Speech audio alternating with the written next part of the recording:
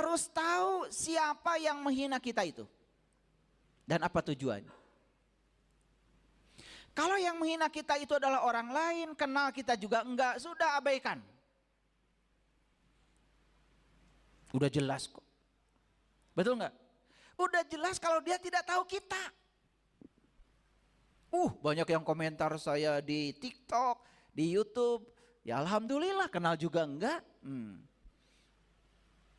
Tapi hebat ya, saya aja tidak berani mengomentari beliau-beliau itu. Tapi kalau beliau mengomentari saya, berarti beliau itu memang punya energi yang luar biasa untuk saya. Saya sedot. Sampai suatu saat akan kehilangan energinya.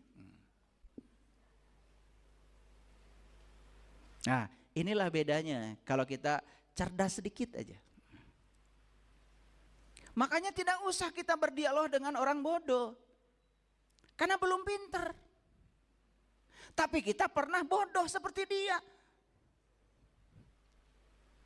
Jadi kalau kamu ingin disebut orang pinter, jangan berdebat dengan orang bodoh. Kalau ketemu orang bodoh, Assalamualaikum, itu aja, cukup. Kan kasihan belum pernah pinter. Betul nggak? Tapi kita pernah bodoh. Jadi kita pernah merasakan di posisi itu.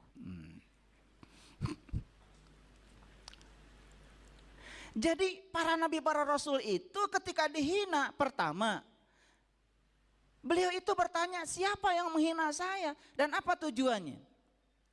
Mengetahui sumber hinaan akan memudahkan kita untuk mengatasi hinaan itu. Betul?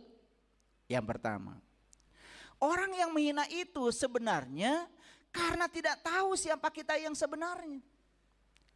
Makanya hinaan yang sampai kepada kita itu hanya persepsi dia tentang kita, bukan yang sebenarnya tentang kita. Tapi kalau kita benarkan persepsi itu oleh kita, kita yang jatuh. Serius ya kalau cerita ini ya, karena udah pada pengalaman ya dihina orang. Jadi orang yang menghina itu sebenarnya orang yang frustrasi, tetapi dia menyalurkan frustrasinya itu menjadi emosi yang negatif. Kan emosi itu reaksi. Seseorang itu reaksinya seperti apa tergantung kesadarannya, tergantung pengetahuannya. Betul nggak? Oke, lanjut. Tidak membalas hinaan, tidak membalas serangan verbal. Kan sekarang itu banyak orang yang menyerang kita itu bisa jadi lewat verbal, ditulis karena ada sarananya. Ketika kita tidak membalas hinaan, ketika kita tidak membalas serangan verbal, kita sudah berhasil mematikan konflik. Tapi kalau kita membalas hinaan, membalas serangan verbal dari orang lain, apa yang terjadi? Sama saja sudah ada api, kita beli bensin baru. Lalu bensinnya digunakan untuk menambah api baru. Konflik tidak akan bisa dihindari lagi. Karena konflik itu salah dua-duanya. Makanya saya sering bilang, kalau kalian mau cekcok di rumah, sederhana. Jangan berjamaah. Itu aja.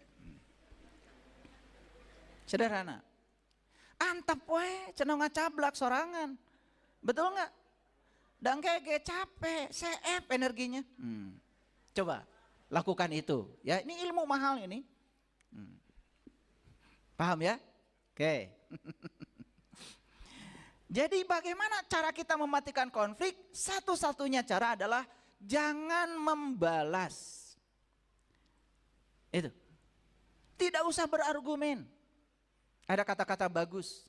Kepada orang yang menyayangi kita, tidak perlu menjelaskan. Kepada orang yang membenci kita, tidak perlu menjelaskan karena tidak akan percaya. Kebenciannya sudah menjadi penghalang. Jadi buat apa? Buang-buang energi. Makanya kata Quran, maafkan dan biarkan. Hati-hati ya. Memaafkan bukan berarti kita setuju pada yang mereka lakukan.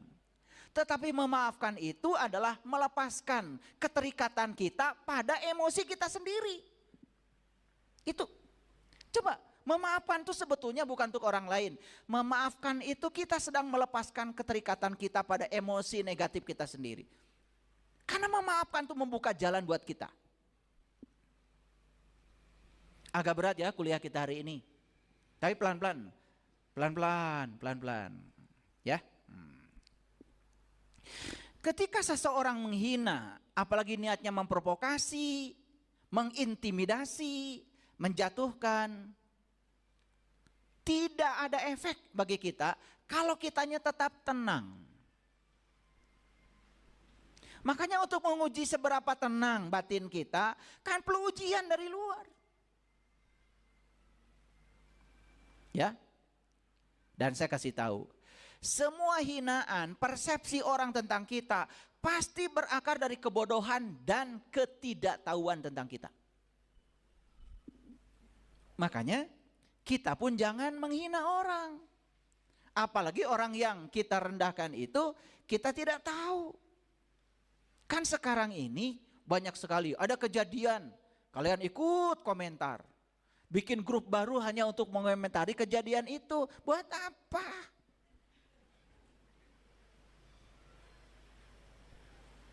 Biarkan saja. Apalagi kalian ikut menghujat, menilai.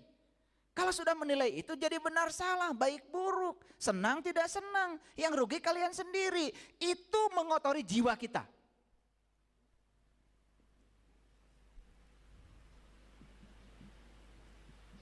Media sosial itu bisa menjadi konstruktif, bisa menjadi destruktif. Terserah kita. Tapi ingat, semua agama mengajarkan 4 nilai besar. Kasih sayang, perdamaian, kesetaraan, dan kerukunan. Buat apa kita keluar dari nilai-nilai universal yang 4 tadi itu? Udah biarkan saja. Orang mengatakan apa, itu urusan dia dengan dirinya sendiri. Anda yang tidak terlibat di situ, jangan menilai. Ada yang wawancara juga sama saya. Apa pendapat ayah tentang itu?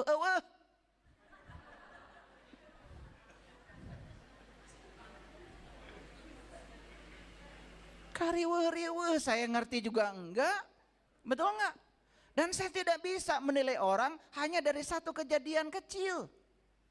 Tidak bisa. Makanya semua hinaan dan persepsi yang dilontarkan oleh orang, baik kepada kita atau kita yang melakukan pada orang lain, akarnya cuma satu, kebodohan dan ketidaktahuan.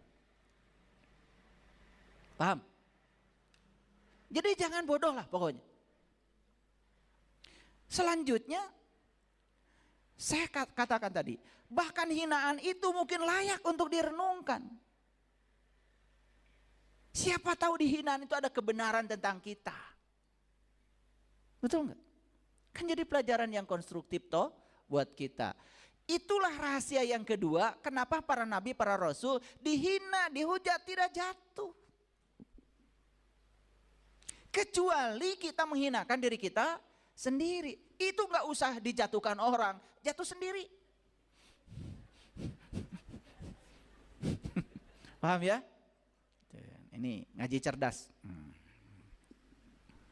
Yang ketiga rahasianya. Kenapa para nabi, para rasul dan orang-orang bijak, bahkan saya punya banyak guru dalam proses perjalanan spiritual saya. Guru-guru saya juga sama. Diperlakukan seperti itu. Bahkan bukan oleh orang di luar, oleh murid-muridnya sendiri.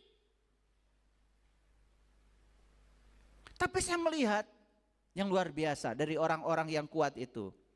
Karena mereka tahu bahwa hinaan, hambatan, penghalang dari orang-orang yang melawan perjalanan kita, itu adalah sarana belajar untuk pertumbuhan diri. Mereka malah menjadikan itu sebagai pupuk yang bisa menyuburkan proses pertumbuhan dirinya. Malah orang-orang yang di tingkatan ini sudah bisa berterima kasih pada orang-orang yang merendahkannya. Udah gitu gak kalian ngaji? Gak tahu, saya juga kalian ngajinya selama ini apa?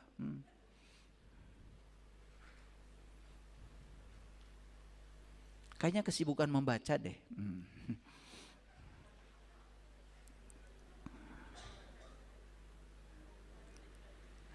Jadi hinaan bisa mengandung kebenaran untuk menjadi kita tumbuh menjadi lebih baik.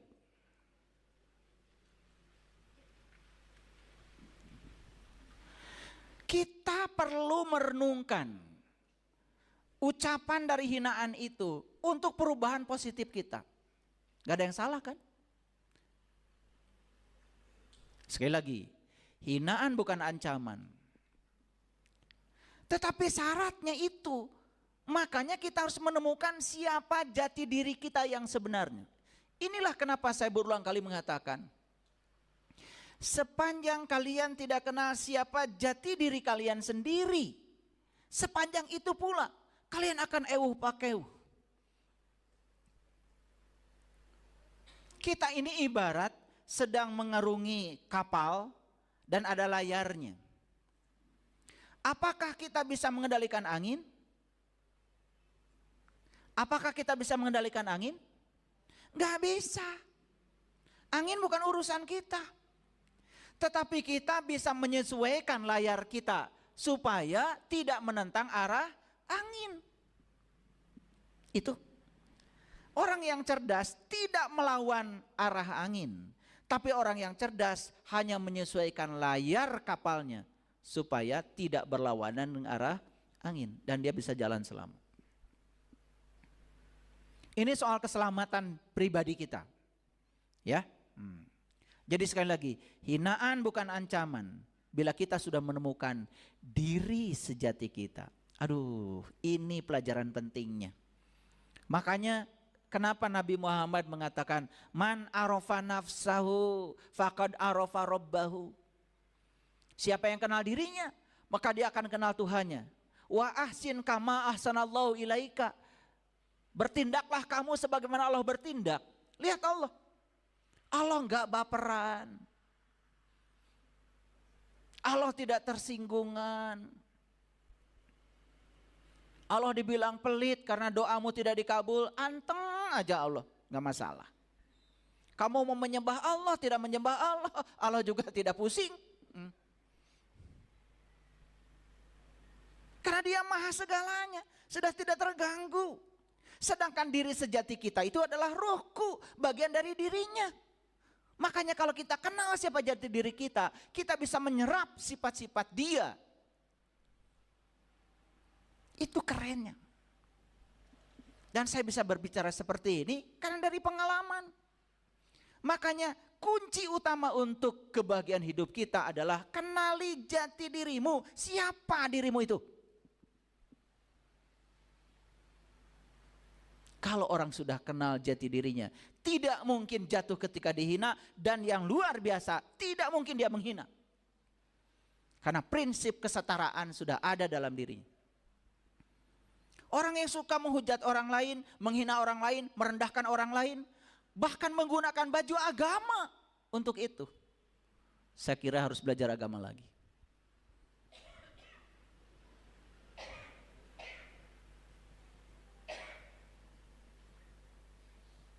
Orang Jepang saja bikin kloset supaya kentut kita, mencret kita tidak terdengar orang, dikasih musik. Dan standar kloset di Jepang begitu, ya. Ya. Makanya kalau masuk WC pijit tuh, privacy ada tulisan di situ. Gambar musik, pijit. Ya, musiknya keras. Satu, orang yang di luar tidak jijik mendengarkan kita. Yang kedua, kita juga tidak malu didengar orang. Jadi nyaman di toilet. Itu menghilangkan rasa malu orang lain. Bayangkan, pakai teknologi. Keren. Bahkan kalau kita lupa flash. Lupa tuh. Ya, karena pikiran gak ada di situ. Sudah menghilangkan bau, mengeluarkan bau, kemudian bekasnya masih ada di situ. Sensornya sudah mengerti. Begitu kita keluar tidak di flash, sensornya flash sendiri. Makanya nggak ada kotoran. Sampai segitunya tuh teknologi. Itu teknologi sangat islami, menghilangkan rasa malu orang. Ini malah menghujat orang, merendahkan orang di ruang publik lagi, merasa diri paling benar. Luar biasa. Harus belajar lagi tuh.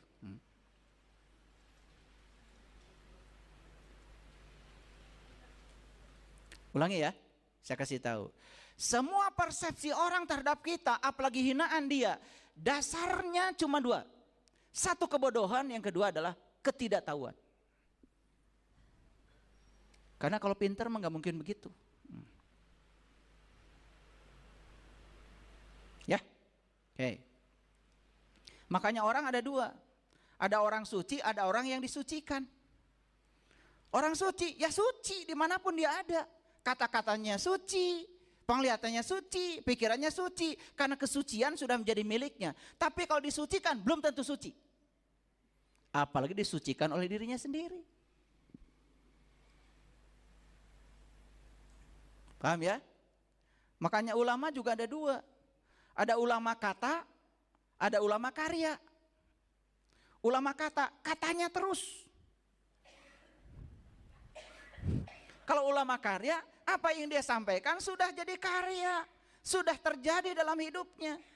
Dia menyampaikan sesuatu yang dialami, dia rasakan sebagai pengalaman spiritualnya. Makanya kenapa di Quran Allah melarang orang beriman itu tidak boleh menyampaikan sesuatu yang tidak mengalaminya, tidak merasakannya. Kalau masih kata ini, kata itu, kata ini, kata itu, belum terjadi dalam dirinya, itu namanya ulama kata. Katanya. Nah kita itu perlu sekarang ini adalah ulama karya. Apa yang disampaikan itu sudah menjadi karya dalam hidupnya, nyata. Terjadi dalam hidupnya. Mengajarkan sholat khusyuk, dia juga belum tahu sholat khusyuk apa.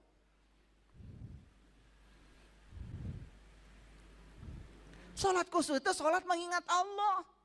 Dan untuk mengingat Allah harus tahu Allah, gitu aja. Karena kita tidak mungkin mengingat sesuatu yang kita belum tahu. Sederhana. Bukan soal bacaan, bukan soal gerakan. Bahkan orang yang sholatnya sudah khusyuk, sholatnya tidak dibatasi lagi oleh jadwal.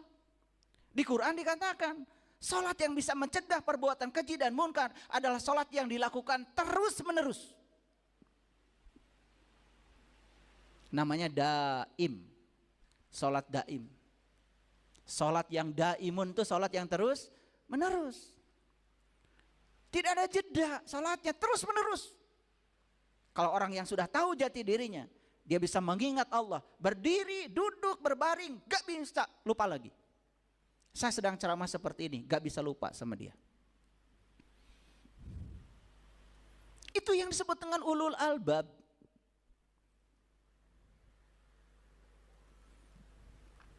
Makanya ilmu itu kan hurufnya ada 3, ada ain, ada lam, ada mim.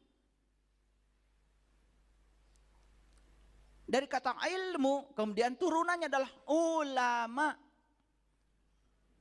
Ulama juga tiga huruf. Luar biasa. Huruf pertama ain dari kata iliyin. Iliyin itu alam tinggi. Namanya ulama itu bukan sekedar ahli ilmu, tetapi yang wawasan keilmuannya luas sehingga bisa memandang dari tempat yang tinggi. Iliyin. Yang kedua lam. Lam itu dari kata latifun. Latif, lembut. Lihat di Quran. Kalau dulu itu Quran itu ya, ada tulisan di dalamnya itu wal yatalatop, besar sekali. Betul nggak? Saya pernah tanya sama ayah saya, itu kenapa ditulis besar? Itu jantungnya Al-Quran katanya. Saya tanya, kalau jantungnya di situ berarti paru-parunya sebelah mana Pak? Bingung bapak saya. Ternyata saya baru tahu wal yatalatop itu artinya dan hendaklah kamu berlaku lemah lembut. Lemah lembut itu artinya penuh kasih sayang. Sudah tidak ada kemarahan. Sudah bisa menerima semua orang apa adanya. Bersedia menerima pengetahuan baru dari siapapun. Bahkan orang-orang bijak. Jika kebenaran itu datang dari musuh sekalipun, dia terima dan dengarkan. Itu sudah latifun. Ya. Jadi kemana-mana ceramah saya ya. Udah balik lagi sini. Jadi jangan takut mendengarkan kebenaran, sekalipun kebenaran itu datang dari orang yang disebut musuh oleh kita. Nih, saya kasih tahu. Kalau ada orang yang menghina kita, dia mengatakan kamu itu malas. Udah jangan dimarahin dulu. Ya, renungi dulu. Jangan-jangan benar. Betul nggak? Iya. Jangan marah dulu. Jangan-jangan benar. Ada orang yang bilang, kamu ini kafir. Jangan marah dulu. Renungi. Kafir dari kata cover. Cover itu tertutup. Renungi dulu kata-kata itu. Oh, benar. Saya tertutup, kalau dinasihatin orang gak bisa terima. Ada orang cerita pengetahuan baru, selalu menyalahkan. Oh, sifat kafir itu masih milik saya. Kan gitu, kan bagus. Betul nggak? Ya. Kamu luar biasa menghina saya. Saya sudah iman sejak dari kecil.